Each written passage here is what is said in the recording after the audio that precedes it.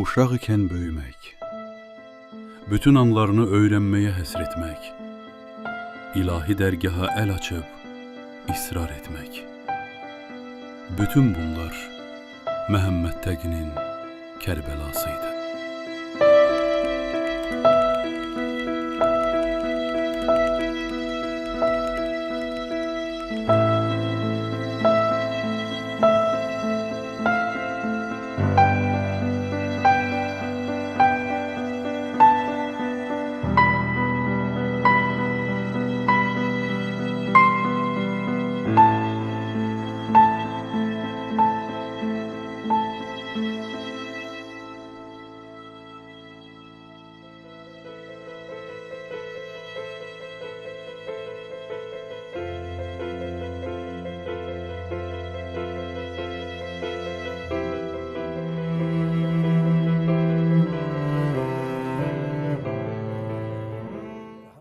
Necə ki, Əmirəl-Möminin Peyğəmbərin elm şəhərinin qapısıdır və Peyğəmbərin elmindən faydalanmaq istəyən bir insan yalnız və yalnız Əmirəl-Möminin qapısından daxil olmalıdır. Eləcə də Allahın vilayət məqamının qapısı da Həzrət İmam Hüseyn əleyhissalama təvəssül etməkdir.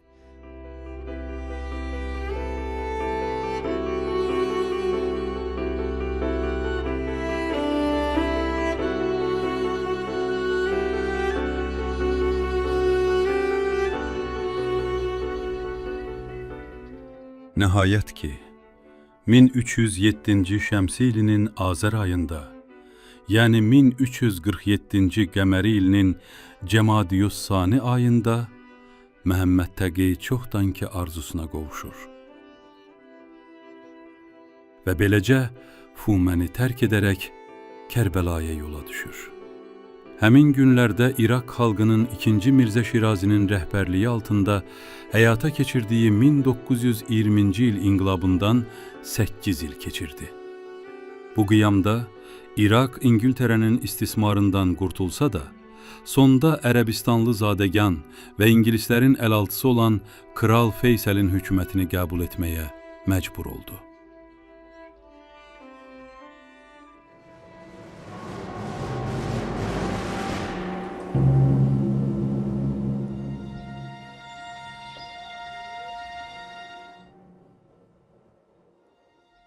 Mirzə Mahmud Məhəmməd Təqinin yoxluğunda tənhalığa qapılaraq ötüb keçənləri və Mərziyə ilə birlikdə Məhəmməd Təqinin dünyaya gəlişi üçün yaşadıkları intizar dolu xatirələrini vərəqləyir, Mərziyənin yoxluğu ilə tək başına çiyinlərində daşımalı olduğu məsuliyyəti barədə düşünürdü.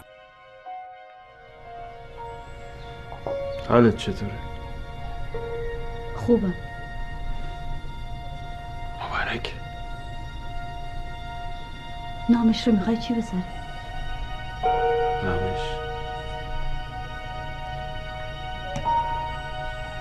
نامش محمد تقیه.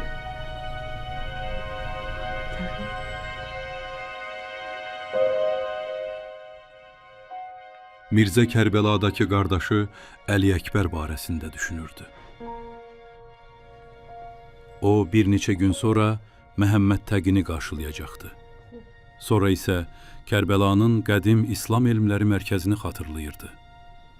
Bu mərkəz, illər öncə Ayətullah Uzma Mirzə Məhəmməd Təqi Şirazinin Kərbəlaya gəlməsi ilə bir neçə il ərzində Nəcəfdən daha çox nüfuza malik olan bir mərkəzə çevrilmişdi.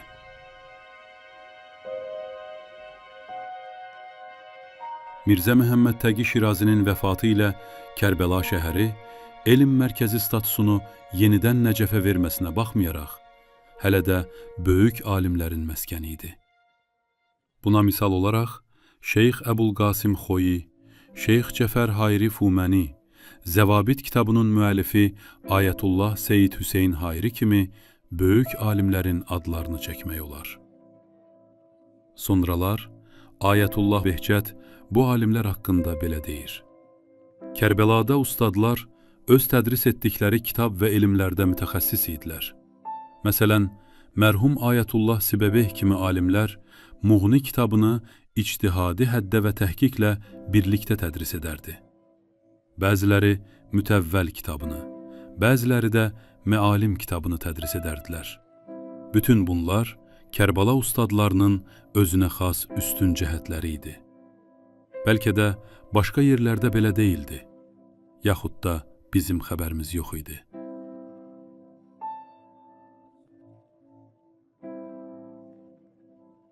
Mirzə darıxmasına və qərarsızlığına baxmayaraq, Məhəmməd Təqi üçün nigaran deyildi. Çünki Mirzə Əli Əkbərin yanında əminamanlıqda olduğunu bilirdi. Əvvəlcə əmisinin evinə gedir. Əmisinin orada bir şirniyyat mağazası var idi. Ancaq oranın bazarı buranın bazarından biraz fərqli idi. Şirniyyat bişirmək üçün bütün lazımi avadanlıqları evində idi və hər şeyi evdə bişirərdi. Hər bir iş üçün xüsusi vaxt ayırırdı. Məsələn, nə vaxt xəmiri yoğurmaq lazımdır, nə vaxt hərəmi ziyarət etməli ya da namaz qılmalıdır. Məsələn, filan işi nə vaxt görməlidir, qayıdıb məsələn, təndiri yandırmalıdır. Təndir qızana qədər digər işləri görmək, külçələri hazırlayıb bişirmək və s. Təqribən səhər saat 10-11-də külçələri hazırlayıb, özü düzəltdiyi tabağın üstünə düzərdi. Sonra isə bazara aparardı. Onları cəmi yarım saat ərzində satıb işini bitirər və evə qayıdardı. Sadəcə həmin gün hazırlamaq istədiyi külçələrin miqdarında ləvazimatlar alardı. Lazım olan qədər yağ, lazım olan qədər şəkər və lazım olan qədər də un. Sabahı üçün isə heç nə almazdı. Dindarlığı ilə məşhur idi. Alimlərə də kömək edirdi. Pul verirdi və digər işlər də görürdü. Ancaq evladı yox idi. Bu iki qardaşın məktublaşmalarında onlar arasında olan hörmət və ehtiramın hansı həddə olduğunu görmək mümkündür. Mirzə Əli Əkbər, Mirzə Mahmuda yazdığı məktubun əvvəlində qardaşına çoxlu dua və salamla başladıqdan sonra belə yazır. Mən Allahdan istədim ki, izin versin, ancaq izin vermədi. Hətta 3 gün oruç tutdum və gözləri yaşlı Allahın dərgahında nalə etdim ki, mənə yol göstərsin. Ancaq qətiyyən izin vermədi. Mirzə Əli Əkbər mömin və pak qəlbli bir insan idi. O, qardaşına böyük ehtiram göstərdiyi kimi, qardaşının oğlunu da olmayan övladının yerinə doğma övladı kimi çox sevirdi və ondan heç bir şeyi əsirgəmirdi.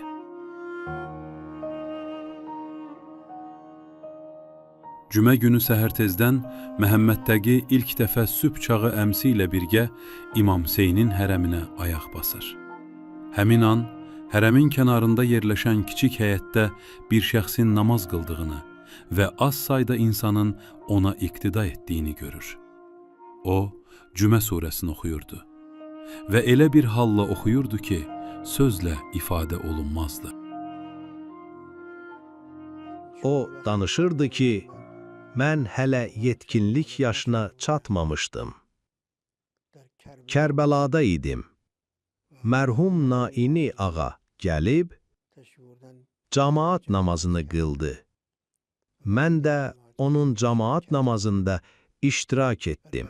Elə ki, namaza qoşuldum, gördüm ki, onun mənəli məqamı çox ucadır. Bunu çox böyük təəccüblə bəyan eləyirdim. Bu mövzunu təkmilləşdirmək üçün başqa bir məsələni də qeyd edirdi. Buyururdu ki, Əllamə Təbatəbai mərhum Naini ağadan belə nəql edir. Mən ümmət arasında əməl baxımından heç kəsi bu iki şəxs kimi görmədim. Biri Seyyid İbn Tavus, digəri isə Molla Fətəli Sultanabadi. Ağa Behcət deyir, mən Əllamə Təbatəbaiyə dedim ki, mərhum Naini də onların üçüncüsü idi.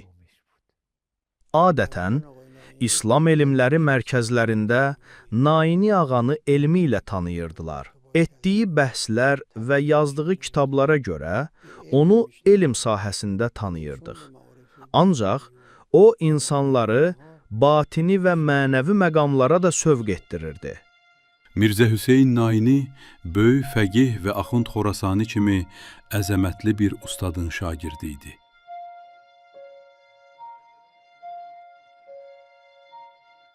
O, məşrutə hərəkatında Axundla çiyin-çiyinə mübarizə aparmışdı.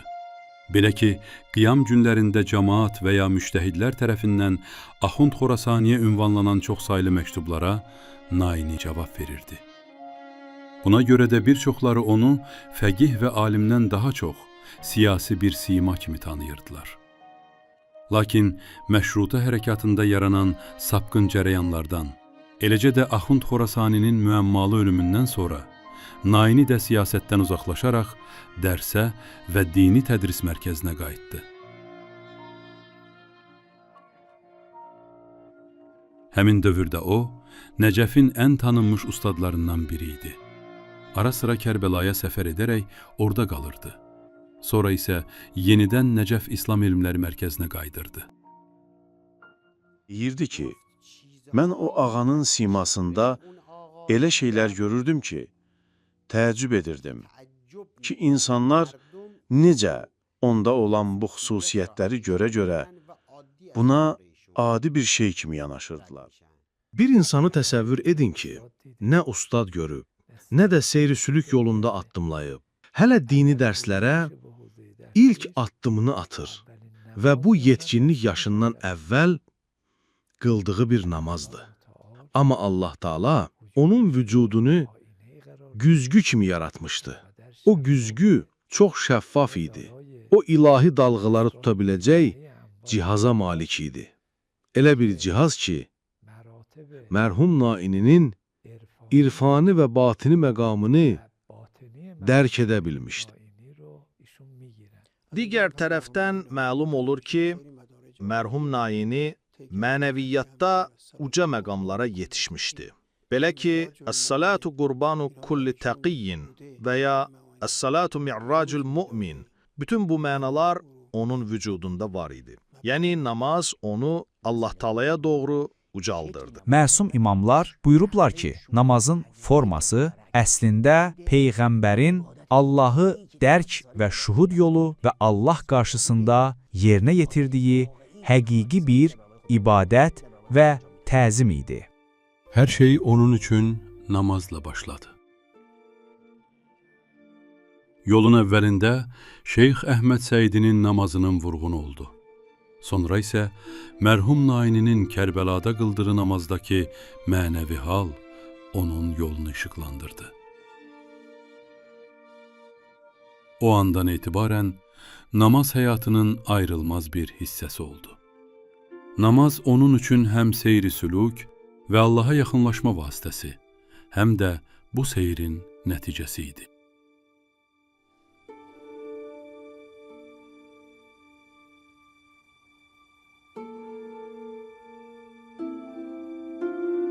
آقا ببخشید برای نفی خواطر شیطانی باید چه کرد؟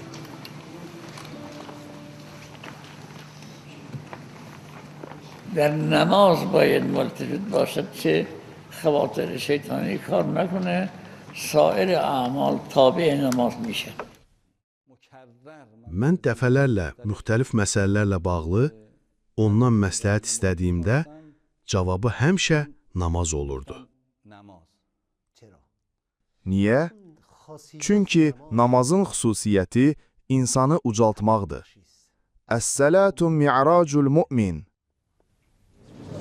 Allah Allah. Eşhedü en la ilahe illallah. Eşhedü en la ilahe illallah.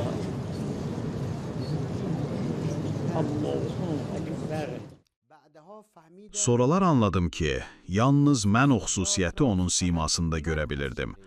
Başqa heç kim görmürdü. Bu xüsusiyyəti isə öz ustadım Şeyx Əhməd Səididən başqa heç kəsdə görməmişdim.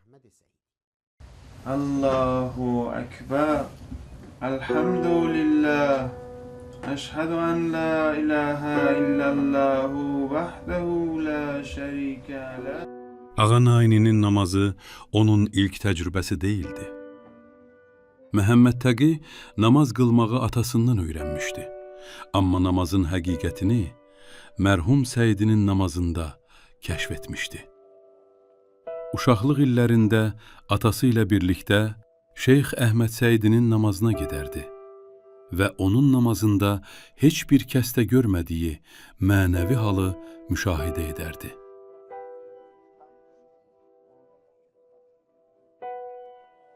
Bu namaz ikisi arasında dərin bir bağlılıq yaratmışdı və bu bağlılıq Kərbəlaya qədər onunla birgə idi.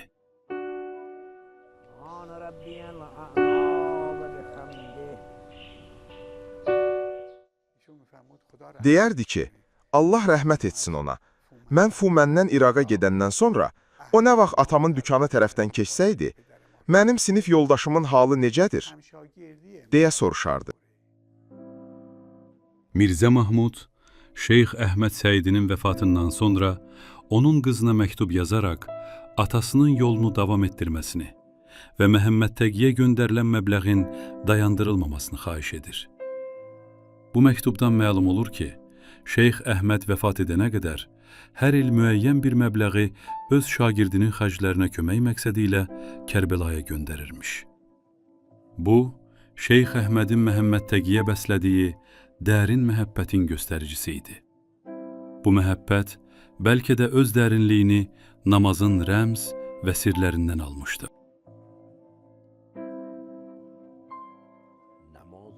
Namaz çox mürəkkəb bir müəmmadır. Demək olar ki, bir çox ilahi mərifətin həqiqətləri namazda gizlənmişdir. Peyğəmbər Meyrac gecəsində necə namaz qıldı? Allah Taala belə buyurur: "Əl-ən vasaltə iləyyə." Elə isə Bismillah de.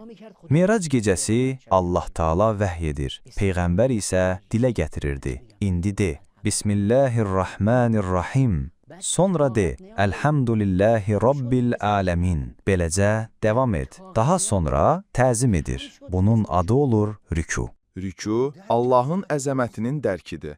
Əgər bu əzəmət tam şəkildə dərk olunsa, daha üstün bir idrak üçün yeni bir fürsət yaranır və bunun da adı səcdədir.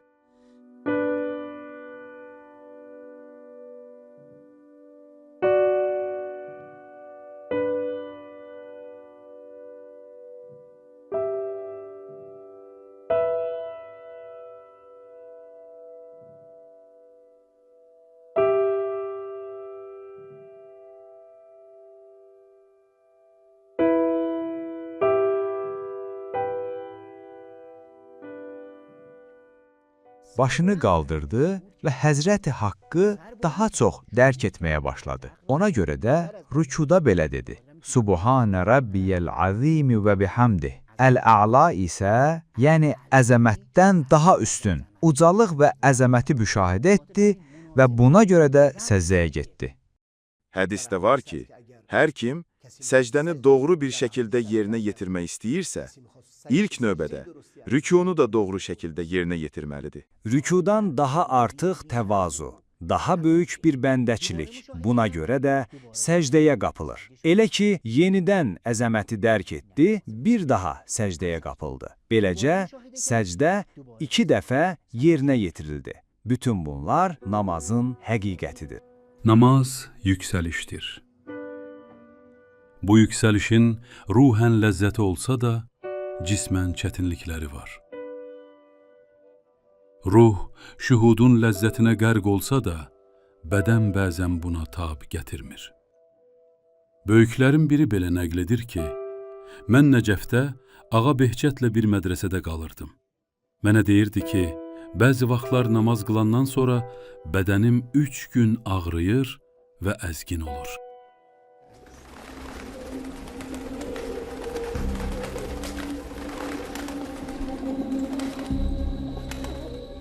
Eşitdiyimə görə, bir nəfər ona yaxınlaşıb deyir ki, filan kəs namaz qılmır. Ona bir söz deyin. O da buyurur ki, siz ona deyin, Namaz çox ləzzətlidir. niyə qılmırsan axı? Özü bizə deyərdi ki, bəzi şeylər var ki, onlardan doymaq olmur. Sonra bir işarə elədi. Mən soruşdum, Ağa, məsələn nə? Dedi, məsələn namaz. İnsan sevdiyi bir şəxsin yanında olanda və onunla söhbət edəndə bundan yorulurmu? Məlumdur ki, qəflətə düçar oluruq. Əgər qəflət olmasa, belə olmarıq. Allah dostları kimi. Onların bütün diqqəti Allahdadır.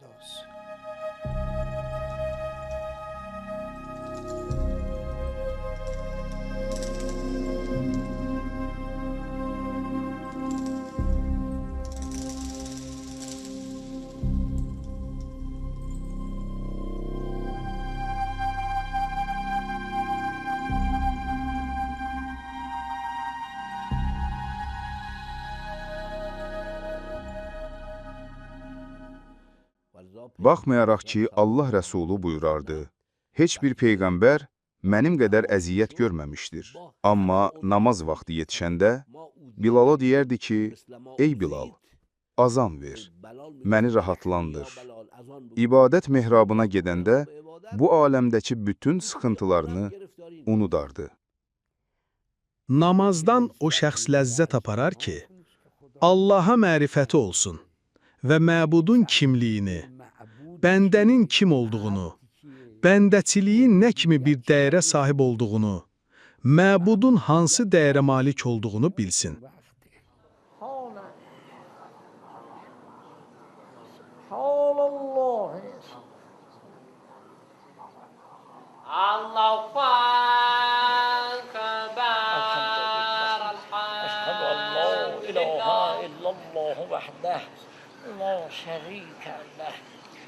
وأشهد أن محمدا عبده ورسوله اللهم صل على محمد وآل محمد. Liqaullah məqamı ki var, ağa buyurardı ki, o liqaullah namazda əldə olunur. Hər kim namazın müqəddiməsini doğru yerinə yetirərsə, namazda liqaullaha çata bilər. Əsas məsələ insanın namazının nə qədər həqiqətə yaxın olmasıdır. İnsan bəzən qismən suya daxil olur, bəzən dizə qədər və bəzən isə tamamilə qərq olur. O, Allahın lütfündə tamamilə qərq olmuşdu. Bütün vücudu ilə, bütün varlığı ilə namaz qılırdı. Bütün vücudu ilə özünü Allahın huzurunda görürdü.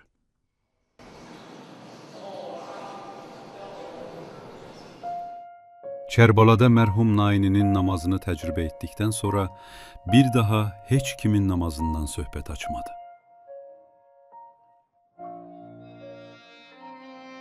Ancaq tezliklə öz namazı ilə başqalarının namazı arasında olan fərq ortaya çıxdı. 20 yaşında bir cavan olmasına baxmayaraq, dostlarının yanında və ya ziyarət səfərlərində hətta yaşlı və ya tanınmış insanların olmasına baxmayaraq, cəmaat namazında imamlıq onun öhdəsinə düşürdü. Ola bilsin ki, onlar da onun namazından axirət üçün bir azuqa əldə edəcəklərinə ümid edirdilər.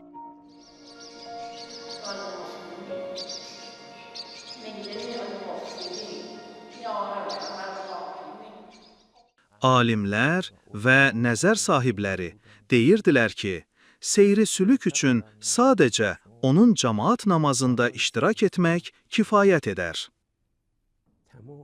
Ayətullah Behcətin məscidinə gələnlərin əksəriyyəti, xüsusilə də cümə axşamları, mənəvi cəhətdən çox dəyişirdilər.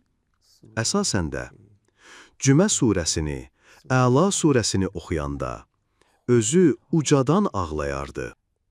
Hər kim Ayətullah Behcətin cəmaat namazında iştirak edərdisə, Ağa Behcətin arxasında namaz qılananlarda ruhu bədənindən ayrılırdı. Dünyanı kənara qoyur və vüsala yetişirdi.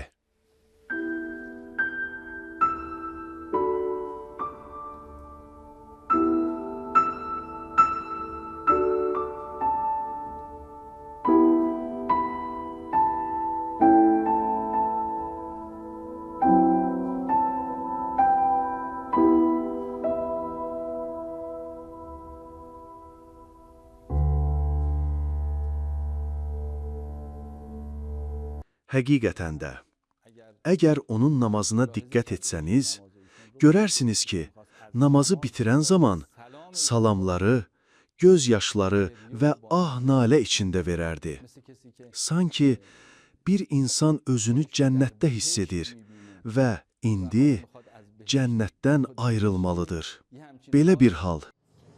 Esselamu aleyke eyyühen nebiyyü ve rahmetullah ve berekatuhu. Esselamu aleyna ve ibadillah ve salihin.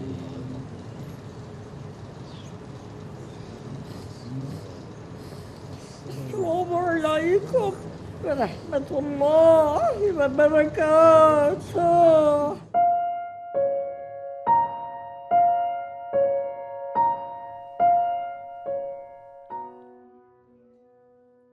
Bir müddət sonra Ayətullah Naini Nəcəfə qayıdır və Məhəmməd Təqi onun namazlarında bundan artıq iştirak edə bilmir. Ancaq gündəlik proqramı hər gün bir neçə saatlıq hərəmi ziyarət etmək və namazını orada qılmaq idi.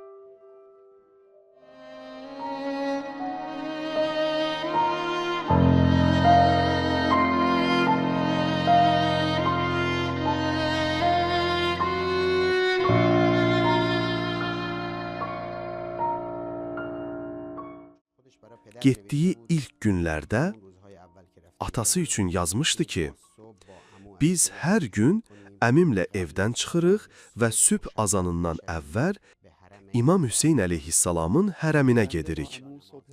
Orada gecə namazı qılırıq və ziyarət edirik. Əmimlə birlikdə səhər çağı evdə dəstəmaz alırıq və Seyyid-i Şühədanın hərəminə gedirik. Cəmaat namazı qıldıqdan və dua etdikdən sonra ziyarət edirik. Ondan sonra həmin ağa şeyxin dərsinə qatılaraq təsrih oxuyuram və sonra mütaliə edirəm. Sonra isə günortaya qədər 2 elmi müzakirəmiz olur. Günortadan sonra bir dərsim də var.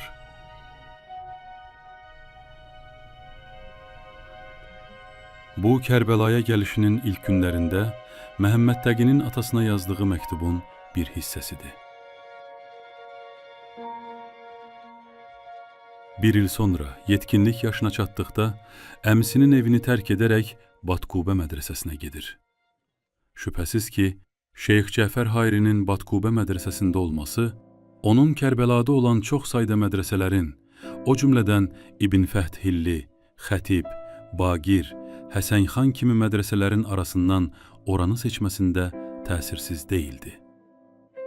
Şeyx Cəfər Hayri Mirzə Mahmudun qohumlarından idi və onunla dərin və səmimi dostluq əlaqəsi var idi. Mirzə Ələkbərin yazdığı məktubların haşiyəsində Şeyx Cəfər Hayrinin əlyazısı da gözə çarpırdı. O, öz xətti ilə məktub yazaraq Məhəmməd Təqinin ciddi şəkildə dərs oxuduğunu və özünün də Məhəmməd Təqiyə nəzarət edəcəyini bildirmişdi. Beləliklə, Məhəmməd Təqinin bu mədrəsədə olması onun daha ciddi dərs oxumasına səbəb olmuşdu.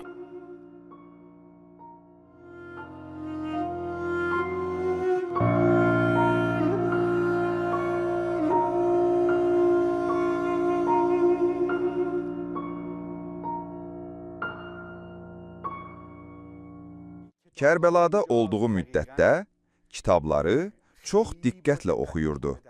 Dərslərini güclü mütaliə edirdi və düşünürdü ki, insan oxuduğu hər bir kitabı elə bir şəkildə oxumalıdır ki, həmin kitabı bitirdikdən sonra onu tədris edə bilsin. Əgər tədris edə bilmirsə, o zaman başdan yenidən oxusun. İnsanın gözəl istedadı ola və həmişəki işi ola, durmadan çalışqanlığı ola, birinci dərəcəli ustadları da ola və elmin beşiyi olan fövqəladə bir məkanda ola. Bütün bunların nəticəsində əlbəttə ki, əllamə olar. Qətrun Nədanın şərhi adında bir kitab var. Deyirdi ki, onu 2 aya bitirmişəm. 2 ay neçə gün çəkdi cəmi? Onun 15 gününü xəstə olmuşdum. Yaxud yazır ki, məalim kitabını 4 aya oxumuşam. Halbuki, dini mədrəsələrdə o kitab 1 ilə tədris olunur. Amma o deyirdi, 4 aya oxudum. Hətta ustadımız digər kitablardan da sitatlar gətirirdi. Sadəcə kitabla kifayətlənmirdi.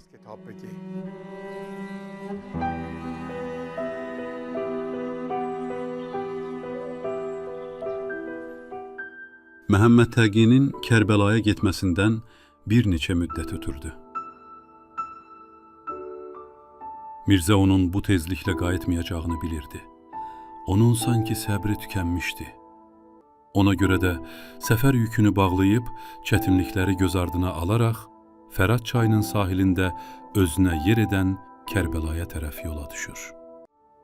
Bununla həm Seyyid-ü Şühədanı ziyarət etmiş olsun, həm də oğlunun yaşayışını yaxından görmüş olsun.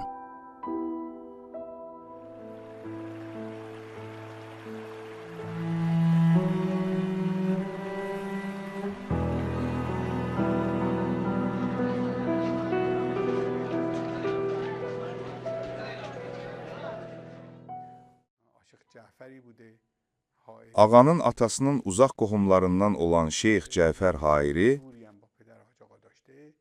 həm ziyarət, həm də oğlunu görmək üçün Kərbəlaya gələn atasının bu səfəri əsnasında ağanın başına əmmamə qoyur.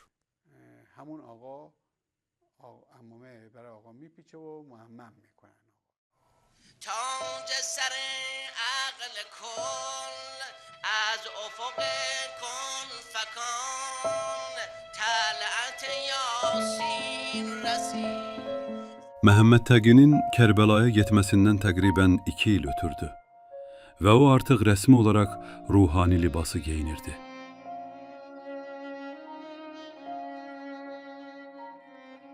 Ancaq Fumənlə bağlı nigarançılığı açıq şəkildə onun vücudunda yer almışdı. Sonralar bu nigarançılığı yad edərkən belə yazırdı. Hər gün Seyyid-ü Şühədanın ziyarətinə gedəndə Həzrətdən istəyirdim ki, dini dərslərin kənarında nəfsin paçlanması və mənəvi məqamlara yetişmək yolunda da mənə yardım etsin. Onun bu istəyi hər gün etdiyi ziyarətlərdə təkrar-təkrar dilə gətirilsə də, bu istəyin yerinə yetməsi və mənəvi məqamların əldə olunması üçün uzun müddət səbr etməli idi.